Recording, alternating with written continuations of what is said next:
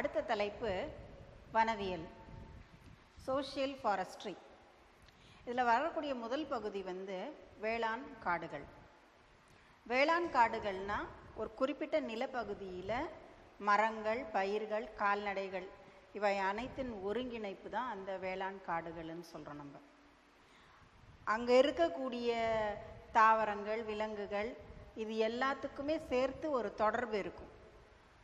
அதை தான் நம்ம வேளாண் காடுகள்னு சொல்கிறோம். ஒரு எடுத்துக்காட்டு சொல்லணும்னா, பல்வேறு வகையான மரங்கள் மற்றும் புதர் செடிகளுக்கு இடையே அல்லது ஒன்று அல்லது அதுக்கு மேற்பட்ட ஊடு பயிர்கள் அதிக விளைச்சல் தரக்கூடிய பராமரிப்பு செலவை குறைக்கிறது. இந்த வேளாண் மற்றும் வனவியல் கூட்டு செயல்பாடு தான் உயிரி பன்மம் அதிகரிப்பதோடு மண் அரிப்பை தடுத்தல் போன்ற பல்வேறு வகையான நன்மைகளை தருது அப்படின்னு சொல்கிறாங்க. நிறைய காடுகள் இதெல்லாம் வளர்க்கதன் மூலமாக, அது மட்டும் இல்லாமல் ஒன்றுக்கும் மேற்பட்ட பல வகையான பயிர்களை ஊடு பயிரிடு செய்கிறது. இதெல்லாம் செய்கிறது மூலமாக வேளாண் வனவியல் கூட்டு செயல்பாடு ஏன் அப்படின்னா, உயிரி பன்மத்தை அதிகரிக்கிறதோட மண் அரிப்பு இதெல்லாமே தடுக்கப்படுது அப்படின்னுட்டுன்னு கூட சொல்கிறாங்க. அது மட்டும் இல்லாமல் வணிக ரீதியாக வளர்க்கப்படும் வேளாண் காடுகளில் சில முக்கிய தாவரங்கள் உண்டு. இப்போது சில தாவரங்களினுடைய கட்டை எரிக்கிறதுக்கு விறகாக பயன்படுத்துகிறாங்க. அதனுடைய பலகையிலேருந்து நல்ல ஃபர்னிச்சர்ஸ் பண்ணுறாங்க. சில தாவரங்கள் அதில் இருக்கக்கூடிய மருந்து பொருட்களை பயன்படுத்துகிறாங்க. அதுக்கு சில எக்ஸாம்பிள்ஸ் கூட உங்கள் புக்லேயே கொடுத்துருக்காங்க பாருங்கள். கேஷ்யூரைனா, யூகலிப்டஸ், மலைவேம்பு, தேக்கு, கடம்பு, இந்த மாதிரி தாவரங்கள் இப்போ கேஷ்யூரைனான்னா சவுக்கு மரம், கட்டைக்காக பயன்படுத்துகிறோம் நம்ம. யூகலிப்டஸ் தைல மரம், அதில் வரக்கூடிய அந்த டேனன் எல்லாம் இருக்குது இல்லையா, ரெசின், டேனன், அதெல்லாமே தைலத்தை உற்பத்தி செய்கிறதுக்காக அதுலேருந்து எடுக்கிறாங்க. மலைவேம்பு அந்த கட்டைக்காக, தேக்கு மரம் கட்டைக்காக, கடம்பு, தேக்கு இதெல்லாமே கட்டைக்காக வளர்க்கப்படுகின்றன. இவைகள் சுமார் ஒரு 20 மர சிற்றினங்கள் வணிக ரீதியாக வெட்டு மரங்களாக அடையாளம் காட்டப்பட்டுள்ளது. இவைகள் மரம் சார்ந்த தொழிற்சாலைகளில் பெரும் முக்கியத்துவம் வாய்ந்தவை அப்படின்னு சொல்கிறாங்க. இதெல்லாம் இல்லைன்னா அந்த மர தொழிற்சாலைகளில் நடக்கவே நடக்காது. இதெல்லாம் ரொம்ப முக்கியம்னு சொல்கிறோம். அதுக்கு அடுத்து பார்த்திங்கன்னா, வேளாண் காடுகளின் நன்மைகள். இப்போ வேளாண் காடுகள் இருக்குது, ஆக்ரோ ஃபாரஸ்ட். இப்போ அதனுடைய பயன்கள் என்ன அப்படின்னு ஒரு 4-5 பயன்கள் கொடுத்துருக்காங்க. நம்ம சாதாரணமாக பார்க்கக்கூடிய பயன்கள் தான் அதெல்லாமே. இது மண் பிரச்சனையை தீர்ப்பதோடு நீர் சேகரிப்பு மற்றும் மண்ணின் நிலைப்பரப்பு தன்மையை நிலைநிறுத்தவும் நிலச்சரிவு, நீரின் ஓட்டத்தையும் குறைக்குது அப்படின்னு சொல்கிறாங்க. மண் சம்மந்தப்பட்ட பிரச்சனை எல்லாமே குறைஞ்சி போயிடுது அப்படின்னு. இப்போ மண் அரிக்கிறது, நிலச்சரிவு இதெல்லாமே அதில் வந்துடும். இப்போ அந்த நீரின் ஓட்டத்தை, நிறைய தாவரங்கள் இருந்ததுனாக்கா நீரோட்டமானது குறைந்து விடும். மழை பெஞ்சு தண்ணியெல்லாம் மண் அடிச்சுட்டு போகும்பொழுது குறுக்க மரங்கள், செடிகள் எல்லாம் இருந்ததுன்னா மண் அடிச்சுட்டு போகாது. அதுக்கு இந்த மரங்கள் எல்லாம் ஒரு சாட்சி. உயிரினங்களுக்கு இடையான ஊட்ட சுழற்சியை மேம்படுத்துவதோடு கரிம பொருட்களையும் பராமரிக்க உதவுகிறது. அப்படி அதுக்கடுத்து மரங்கள், பயிர்கள் நிறைய வளர்க்கறதுனால காலநிலையை கொடுப்பதோடு ஒரே சீரான கார்பன் டை ஆக்சைடு, ஆக்சிஜனோட சமநிலையை காப்பாற்றுது அப்படின்ட்டு சொல்கிறாங்க. மரங்கள் நிறைய இருந்ததுன்னா அது என்ன செய்யும், ஒளிச்சேர்க்கைக்காக கார்பன் டை ஆக்சைடை எடுத்துக்கிட்டு ஆக்சிஜனை வெளியில் கொடுக்கும். அப்போ வெளியில் ஆக்சிஜன் இருந்ததுனாக்கா எல்லாம் நம்ம சுவாசிக்கிறதுக்கும் நல்ல சுத்தமான காற்று கிடைக்கும். வளிமண்டல வெப்பநிலை மற்றும் ஒப்பு ஈரப்பதத்தையும் அது பாதுகாக்குது அப்படின்ட்டு சொல்கிறோம்.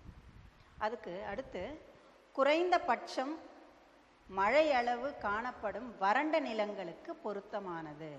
ஆகையால் இம்முறை ஒரு சிறந்த மாற்று நில பயன்பாட்டு முறைன்னு சொல்கிறோம். இப்போது எந்த இடத்துலலாம் தண்ணி வறண்ட நிலமாக இருக்குதோ அந்த இடத்துல எல்லாமே குறைந்தபட்ச மழை அளவு இருக்கும் இல்லையா, அந்த இடத்துல இது பொருத்தமான ஒரு வகை அப்படின்னுட்டு சொல்கிறான். பலநோக்கு பயனுடைய அகேஷியா போன்ற மரங்கள்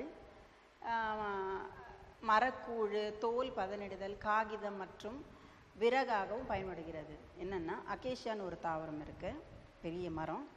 அந்த ஒரே மரம். இப்போ அதை தவிர வேறு சில பயன்களும் என்னென்னா, வனங்கள் விரிவாக்கம் செய்வதற்கு பண்ணை காடுகளாகவும், கலப்பு காடுகளாகவும், காட்டு விசை தடுப்பான்களாகவும், நெடுங்கு துண்டு நிலங்களில் தோட்ட தாவர வளர்ப்பு, இதுக்கு எல்லாத்துக்குமே இந்த முறையானது பயன்படுத்தப்படுகிறது அப்படின்னு சொல்கிறோம். அடுத்தது, நிலையிழந்த வனங்கள் மற்றும் பொழுதுபோக்கு காடுகளை புனரமைத்தல். இதை சில்வோ பாஸ்டர் அப்படின்னுட்டு சொல்கிறோம். புற்களுடன் கட்டைத்தன்மையுடைய தாவரங்களை வளர்க்கும் முறையை மர புல்வெளி என சொல்கிறோம். சில்வோ பாஸ்டர். சில்வோனா பெரிய பெரிய மரங்கள், பாஸ்டர்னா புல்வெளி. இது ரெண்டுமே கலந்து வளர்க்குறதுக்கு பெயர் தான் சில்வோ பாஸ்டர், மர புல்வெளி அப்படின்னு சொல்கிறோம். மரங்கள் மற்றும் புதர் செடிகள், கால்நடைகளுக்கு தீவினங்கள், இதையெல்லாம் தயாரிக்கிறதுக்கு முதன்மையாக இது பயன்படுது. அல்லது இவைகள் வெட்டுமரம், எரிக்கட்டை மற்றும் பழம் அல்லது மண்ணின் தரத்தை மேம்படுத்த வளர்க்கப்படலாம் அப்படின்னு சொல்கிறோம். இப்போ இது எதுக்காக அது யூஸ் பண்ணுறாங்க? இந்த சில்வோ பாஸ்டர்னு சொல்லக்கூடிய மர புல்வெளி இதை எதுக்காக வளர்க்குறோம் அப்படின்னா, வெட்டு மரம், எரிக்கட்டை, பழம் அல்லது மண்ணின் தரத்தை மேம்படுத்த இது பயன்படுத்துகிறோம். அது ஒன்று. இன்னொன்று, அந்த மரங்களையும் புதர் செடிகளையும் கால்நடை தீவனமாகவும் பயன்படுத்துகிறோம். சரியா? இப்போது அதில் இரண்டு விதமாக வளர்க்கப்படுகிறது. அது ரெண்டு விதமாக டிவைட் பண்ணுறோம். ஒன்று புரோட்டீன் பேங்க், இன்னொன்று லைவ் ஃபென்ஸ் அல்லது ஹெட்ஜஸ் சொல்கிறோம். இந்த புரோட்டீன் பேங்க்கை புரத வங்கின்னு சொல்லியும், உயிரி வேலி மற்றும் காப்பரணாக தீவன மரங்கள் அப்படின்னு சொல்கிறோம். இந்த புரோட்டீன் பேங்க் அப்படின்னு சொல்லக்கூடிய முதல் வகையில் தீவன உற்பத்திக்காக பல்நோக்குடைய மரங்களை வேளாண் மற்றும் சுற்றுப்புற நிலங்களில் உள் மற்றும் எல்லா பக்கங்களிலும் நடவு செய்து வளர்க்கப்படுகிறது. Example, Acacia nilotica, Albizia lebbeck, Azadirachta indica, Sesbania grandiflora, இந்த மாதிரி தாவரங்கள். பெரிய பெரிய மரம் இது எல்லாமே. இந்த ஒவ்வொரு மரமும் பல பயன்களை தரக்கூடியது. எப்படி அது தருது அப்படின்ட்டு சொன்னால், உள்பக்கமாகவும் வெளிப்பக்கமும் எல்லா இடங்கள்லையுமே எங்கெல்லாம் இடங்கள் இருக்கோ அந்த இடத்துல எல்லாமே இந்த மரங்களை வளர்க்கிறது. அதுதான் புரோட்டீன் பேங்க்னு சொல்கிறோம். இது தீவனத்துக்காக மட்டும் இல்லை, மற்ற செயல்களுக்காகவும் இதை பயன்படுத்துகிறோம். ஃபார் எக்ஸாம்பிள், அசாடிராக்டா இண்டிகா அப்படின்னு சொல்கிறோம். அது ஒரு வேப்ப மரம், வேம்பு. பல வகைகளில் அதை பயன்படுத்துகிறோம். நம்ம அதனுடைய மரத்தை பயன்படுத்துகிறோம், அந்த இலைகளை பயன்படுத்துகிறோம், அந்த காய்களை, அந்த விதைகள்லேருந்து எடுக்கக்கூடிய எண்ணெயை பயன்படுத்துகிறோம் இல்லையா? பலவிதமான பயன்களுக்காக அது தாவரங்களை வளர்க்கப்படுகிறது. வெறும் அதை மரத்தினுடைய நிழலுக்காக மட்டுமே கிடையாது, மரத்துக்காகவும் பயன்படுத்துகிறோம், இலைக்காக பயன்படுத்துகிறோம், அந்த விதையிலேருந்து வரக்கூடிய எண்ணெய்க்காகவும் அதை வளர்க்க. அடுத்தது உயிரி வேலி மற்றும் காப்பரணாக தீவன மரங்கள் அப்படின்னு சொல்கிறோம். Life fence of fodder trees and hedges அப்படின்னு சொல்லும்போது, உயிரி வேலி. இப்போது ஒரு இடத்த சுற்றி அல்லது ஒரு கார்டன் சுற்றி ஒரு உயிரி வேலி போடுறோம் அப்படின்னா என்னென்னா, உயிரோடு இருக்கக்கூடிய தாவரங்களை வேலியாக நட்டு வைக்கிறது. விலங்குகளிடமிருந்து அதை பாதுகாக்கிறதுக்காக உள்ளே இருக்கக்கூடிய தாவரங்களை அதை வேலி மாதிரி போட்டு அதை பாதுகாக்கிறது. அதான் உயிரி வேலி. சரியா? இப்போது வெளி விலங்குகளுக்கு வெளி விலங்குகள் இருக்கு இல்லையா, அல்லது பிற உயிருக்கு காரணிகளிடமிருந்து அந்த சொத்துக்களை பாதுகாக்கிறதுக்கு தீவின மரங்கள் மற்றும் காப்பரனாக இந்த உயிரி வேலியாக வளர்க்கப்படுகிறது.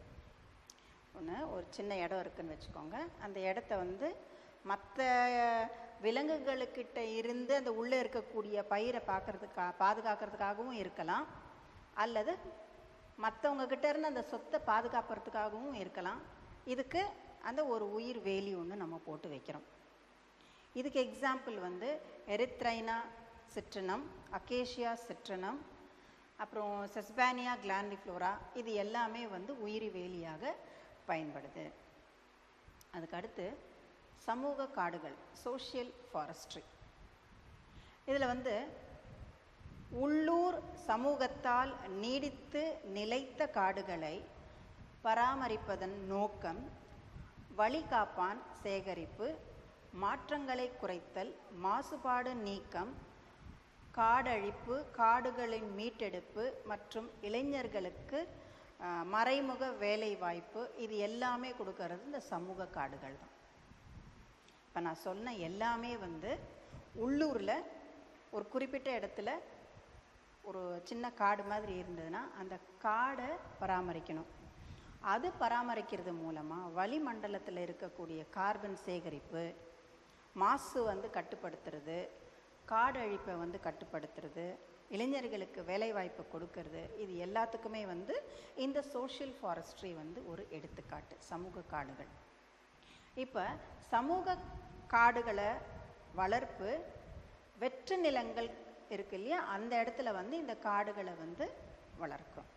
ஒரு குறிப்பிட்ட இடத்துல ஒரு வெற்று நிலம் இருக்குது அப்படின்ட்டு சொன்னால் அந்த இடத்துல இந்த காடை வளர்க்கறதுக்குரிய திட்டம், காடு வளர்ப்பு திட்டம் மக்களின் நன்மைக்காகவும் அவர்கள் பங்கு பெறுவதற்காகவும் செயல்படுத்தப்படுகிறது. இதில் அரசியல் மற்றும் பொது நிறுவனங்கள் நிறைய அந்த காடுகளுக்கு வெளியே மரங்கள் வளர்ப்பது காடுகளின் மீதுள்ள தாக்கத்தை குறைக்கிறது அப்படின்ட்டு சொல்லலாம். இப்போ இந்த காடுகளுக்கு வெளியே மரம் வளர்ப்பதை ஊக்குவிக்கிறது. இதுக்கு 2007, 2008 முதல் 2011, 2012 வரை மாநில அரசால் தனியார் நிலங்களில் மர வளர்ப்பு என்ற முறை செயல்படுத்தப்பட்டது. லாபகரமான மரங்கள் என்னெல்லாம்? தேக்கு, கேஷுரைனான்ற சவுக்கு, அப்புறம் நிறைய சில்வர் ஓக்கு, இந்த மாதிரி தாவரங்களை தொகுதி நடவு மற்றும் ஊடு பயிர் நடவு மூலமாக விவசாய நிலங்களில் அவங்களுக்கு கொடுத்து அதை வளர்க்க செய்கிறது. இது இலவசமாகவே அவங்களுக்கு வழங்கி நீங்கள் இதை வளர்த்து கொடுங்க அப்படின்னு சொல்லிட்டு வளர்த்து ஒரு குறிப்பிட்ட ஸ்டேஜ் வரும்பொழுது அந்த மரங்கள் எல்லாமே வளர்ந்துருச்சு அப்படின்ட்டு அவங்க சொன்னாங்கன்னா அந்த மரத்துக்கு உண்டான பணத்தை கொடுத்துட்டு அவங்க அந்த மரத்தை வெட்டி எடுத்துகிட்டு போயிடுவாங்க. இது இலவசமாக நம்ம வளர்க்குறோம், அவங்க கொடுத்து நம்ம வளர்த்து எடுக்கிறோம். புரியுதுங்களா? இது தமிழ்நாட்டின் நீர்நிலை கரையோர தோட்ட தாவர வளர்ப்பு எரிபொருளுக்காக முக்கிய ஆதாரமாக விளங்குகிறது. தமிழ்நாட்டில் உள்ள 32 வன விரிவாக்க மையங்கள் கிராமங்களில் இந்த மரம் வளர்க்க தேவையான தொழில்நுட்பம் ஆதரவை கொடுத்துருக்குன்னு சொல்லலாம். இந்த சமூக காடுகள் மூலமாக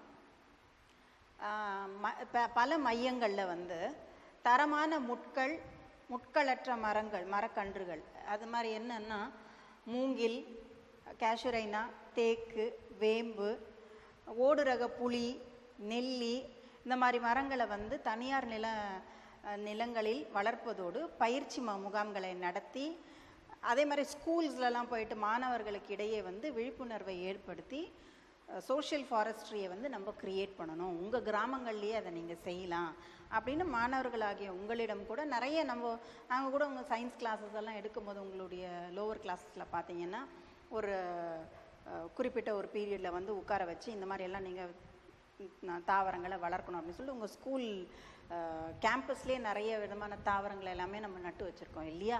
அதே மாதிரி தான் இதுவும் ஒரு வகையான சோஷியல் ஃபாரஸ்ட்ரி தான். அடுத்து இந்த வன விரிவாக்க மையங்களின் முக்கிய செயல்பாடுகள் என்ன? இப்போ இந்த சோஷியல் ஃபாரஸ்ட்ரியை நம்ம க்ரியேட் பண்ணுறோம், செயல்படுத்துகிறோம் அப்படின்னு சொன்னால் அதனுடைய அதனுடைய செயல்பாடுகள் எல்லாம் என்ன, அதனால் நமக்கு என்ன பயனடைகிறோன்னு பார்த்தீங்கன்னா, மரம் வளர்ப்பு பயிற்சி அளித்தல். இப்போ இந்த மையங்களில் இருக்கக்கூடியவங்க என்ன பண்ணுறாங்க, ஒரு மரத்தை வந்து எப்படி வளர்க்கணும் அப்படின்னு ஒரு பயிற்சியை கொடுக்குறாங்க. அதனுடைய விளம்பரமும் பிரச்சாரமும் செய்தல். அதுக்கு வந்து அது ஒரு சின்ன பேம்ப்ளெட் மாதிரி அடித்து இந்த மரத்தை இப்படியெல்லாம் வளர்க்கணும், ஒவ்வொரு மரமும் ஒரு விதமாக வளர்க்கப்படுகிறது. அதனால் பயிற்சி கொடுக்குறதோட மட்டும் இல்லாமல் அதுக்கு விளம்பரம் கொடுக்குறாங்க, பிரச்சாரம் செய்கிறாங்க. இது மாதிரியெல்லாம் செய்யணும்னு நடவு களங்களை உருவாக்கி விளக்குதல். எந்த இடத்துல நடவு செய்யணுமோ அந்த இடத்துல அதை உருவாக்கி கொடுக்குறாங்க. மலிவு விலையில் நாற்றுக்கள் வழங்குவதை அதிகரித்தல். இப்போ ஒரு நாற்று விற்கிறாங்க அப்படின்ட்டு சொன்னால் அதனுடைய விலையை வந்து குறைச்சி கொடுக்கறது, சீப்பாக கொடுக்கறது. சரிங்களா? பயிற்சி மற்றும் முகாம்களின் மூலம் பள்ளி மாணவர்கள் மற்றும் இளைஞர்களுக்கு காடுகளின் முக்கியத்துவம் பற்றிய விழிப்புணர்வை ஏற்படுத்தி கொடுக்கறது. இப்போ இதெல்லாம் டோட்டலாக நம்ம பார்த்தோம்னா பேஸ் எங்கே வந்து நிற்கிதுன்னா நீங்கள் தான் மாணவர்கள். இப்போ நீங்கள் வந்து புரிஞ்சுக்கணும் என்னென்ன காடுகள் நமக்கு முக்கியமாக தேவை, தாவரங்கள் நமக்கு தேவை, அந்த மாதிரி தாவரங்களை நம்ம அழிச்சிடக்கூடாது அப்படின்னு சொல்லிட்டு தான், அதனால தான் உங்கள் ஸ்கூல்ஸுக்கே நிறைய நாற்றுக்கள் சாப்ளிங்ஸ் நிறைய வருது. ஒரு கிட்டத்தட்ட ஒரு ட்ரிப்புக்கு சிஓஸ் ஆஃபீஸ்லேருந்து நிறைய கொண்டு வந்து கொடுக்குறோம். அதை நட்டு வச்சு நீங்கள் எப்படியெல்லாம் அதை நட்டு வளர்க்கணும் அப்படிங்கிறத எப்படியெல்லாம் பராமரிக்கணும் அப்படின்றது எல்லாமே உங்களுக்கு சொல்லி கொடுக்குறோன்னா, அது இந்த இடத்துல நீங்கள் கற்றுக்கிட்டிங்கன்னா தான் பிற்காலத்தில் அதனுடைய மகிமை என்னன்றது உங்களால் புரிஞ்சிக்க முடியும். காடழிப்பு, டீஃபாரஸ்டேஷன். ஒரு காட்டில் இருக்கக்கூடிய தாவரங்களை அழித்தல், காடுள்ள பகுதிகளை காடற்ற பகுதிகளாக மாற்றுறது, அதுக்கு பேர் தான் காடழிப்பு அப்படின்னு சொல்கிறோம். அதில் வெட்டு மரம், காகிதம், மருந்து, இது தொழிற்சாலை தயாரிப்புகளுக்கு போன்ற பொருட்களை வந்து அதிலிருந்து எடுக்கிறதுக்காக நன்மையான வேலைக்கு தான் இருந்தாலும் அதுக்காக அதை காட்டை அழிச்சிடுறாங்க இல்லையா? அதுதான் காடழிப்புன்னு சொல்கிறது. பசுமையான இடத்துல இருக்கக்கூடிய சில தாவரங்களை அதை கட் பண்ணி. காடழிப்பிற்கான காரணங்கள் நான் முதல்ல சொன்ன மாதிரி காகிதம், வெட்டுமரம், மருந்து, தொழிற்சாலை தயாரிப்பு பொருட்கள், இது எல்லாத்துக்குமே தான் காட்டை அழிக்கிறாங்க. ஆனால் அதில் வந்து சில நன்மைகளும் உண்டு, நன்மையான விஷயங்களுக்காக தான் அழிக்கிறாங்க. ஆனால் அதனுடைய பிரதிபலிப்பு வந்து தீமையாக முடிஞ்சிருது சில நேரங்களில். அதில் காடுகள், விவசாய தோட்டங்கள் மற்றும் கால்நடை வளர்ப்பு நிலங்களாக மாற்றப்படுதல் ஆகியன முக்கியமான காடழிப்பிற்கான காரணம். 1. 2 வந்து மரத்துண்டுகளுக்காக வெட்டுதல். பெரிய பெரிய மரத்துண்டுகள் வேணும் அப்படின்றதுக்காக வெட்டுறோம். அடுத்தது வந்து சாலையில் மேம்பாலங்கள் கட்டுதல், அப்புறம் மின்கோபுரங்கள் அமைத்தல், அப்புறம் அணை கட்டுதல். இந்த மாதிரியெல்லாம் கட்டுறதுக்கு வந்து நிறைய இடம் தேவைப்படும். அப்படி அந்த இடத்துல இருக்கக்கூடிய மரங்களை வெட்டினா மட்டும்தான் இது அத்தனையும் செய்ய முடியும். பெரிய பெரிய ரோடெல்லாம் கன்ஸ்ட்ரக்ட் பண்ணுறோம். அந்த ரோட்டில் வந்து அந்த ரோடை வந்து பெருசாக்கணும் அப்படின்னு சொல்லும் பொழுது சைடில் இருக்கக்கூடிய மரத்தை எல்லாமே வெட்டிடுவோம். பெரிய மின்கோபுரங்கள் கட்டணும்னா அப்போ கூட மரத்துங்களை அழிக்கணும். அணை கட்டுதல், அணைகள் எல்லாமே வந்து காட்டில் வந்து பெரிய பெரிய ஆறுகளாக ஓடும். அந்த ஆற்றுல ஓடக்கூடிய தண்ணீரை வந்து சேமித்து வைக்கிறதுக்கு டேம்ஸ் எல்லாம் கட்டணும். அந்த டேம் எல்லாம் சாதாரண விஷயம் கிடையாது. பெரிய பெரிய டேம்ஸ் எல்லாம் கட்டுறது வந்து எவ்வளோ பெரிய காடெல்லாம் அழித்தா மட்டும்தான் அதெல்லாம் முடியும். இதெல்லாம் எதனால் அப்படின்னா, மக்கள் தொகை அதிகரிப்பு, தொழில்மயமாக்குதல், நகரமயமாக்குதல், அதனால் அதிகரித்து வரும் உலகளாவிய தேவைகளுக்காகத்தான் இந்த காடுகளை நம்ம அழிக்கிறோம். சரி, இந்த காட்டை இந்த காரணங்களுக்காக தான் நம்ம அழிக்கிறோன்றதை பார்த்தோம். நான் ஏற்கனவே சொன்ன மாதிரி இந்த காட்டை அழிப்பதின் மூலமாக அதன் விளைவுகள் என்ன? ஒரு நன்மைக்காக நம்ம செய்கிறோம், அதன் மூலமாக பிரதிபலிக்கக்கூடிய தீமைகள் என்ன அப்படி பார்த்தீங்கன்னா, காட்டு மரக்கட்டைகளை எரிப்பதனால் சேகரிக்கப்பட்ட கார்பன் வெளியிடுவதோடு இதன் கார்பன் சேகரிப்பதற்கு எதிர்விளைவை தருகிறது. 1. மரங்களும் தாவரங்களும் மண் துகள்களை பிளக்க உதவுகிறது. காடுகளை அகற்றுவது மண் அரிப்பினை அதிகரிப்பதோடு மண் வளத்தை குறைக்கிறது. காடழிப்பு வறண்ட பகுதிகளில் பாலைவனங்களை உருவாக்க வழிவகுக்கிறது. நிறைய மரங்கள் இருக்குது, நிறைய தாவரங்கள் இருக்குது. அதெல்லாமே நம்ம என்ன பண்ணுறோம், எல்லாம் அழிக்கிறதுனால மண்ணை உடைக்கிறோம். காடை அகற்றுதன் மூலமாக அந்த இருக்கிற மண்ணுக்கு அதுக்கு அந்த பிணைப்பு இருக்கிறது, அதை எடுக்கிறதுனால மண் அரிப்பு ஏற்படுகிறது. நல்லா இருக்கக்கூடிய வளமான இடத்த களையிழந்த பாலைவனங்களாக மாற்றிடுறோம். ஆக மரங்களும் தாவரங்களும் ஒரு இடத்துல இருக்கிறத கம்ப்ளீட்டாக நம்ம அழிச்சு எடுக்கிறதுனால எதை உருவாக்குறதுக்கு வழிகாட்டுறோம், நம்ம பாலைவனங்களை உருவாக்க வழிவகுக்கின்றது. அதுக்கு அடுத்து நீரின் ஓட்டம் மண் அரிப்பை அதிகரிப்பதோடு திடீர் வெள்ளப்பெருக்கை ஏற்படுத்துகிறது. இவை ஈரப்பதம் மற்றும் ஈரத்தன்மையை குறைக்கிறது. அடுத்து உள்ளூர் மழை அளவு மாற்றத்தின் காரணமாக பல பகுதிகளின் வறண்ட நிலைக்கு வழிவகுக்கிறது. இது எதிர்கால காலநிலையை தூண்டுவதோடு சூழ்மண்டலத்தின் நீர் சுழற்சியை மாற்றி அமைக்கிறது அப்படின்னு சொல்கிறோம். உள்ளூரில் மழை அளவு மாற்றத்தின் காரணமாக, இங்கே இருக்கக்கூடிய மாற்றத்தின் காரணமாக வறண்ட நிலைக்கு வழிகாட்டுது. எதிர்காலத்தில் என்ன காலநிலையை இருக்குதோ அந்த காலநிலை சூழ்மண்டலத்தின் நீர் சுழற்சியை அது மாற்றி காட்டிடும்.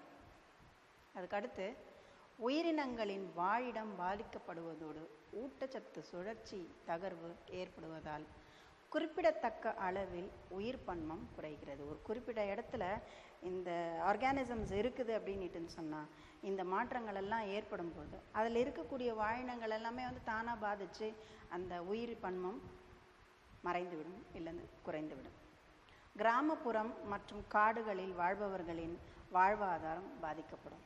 காட்டை நம்பி தான் சில பேர் இருப்பாங்க இல்லையா? இப்போ அந்த காடே அழிஞ்சு போயிடுச்சுன்னு வச்சுக்கோங்க, அதை நம்பி இருக்கிறவங்க வாழ்க்கை இல்லையா, அதுக்கு ஆதாரமாக இருக்கக்கூடியவங்க வாழ்வாதாரம் பாதிக்கப்பட்டுவிடும். 1/3 கார்பன் வெளியிடப்படுவதால் உலக வெப்பமயமாதல் அதிகரிக்கிறது.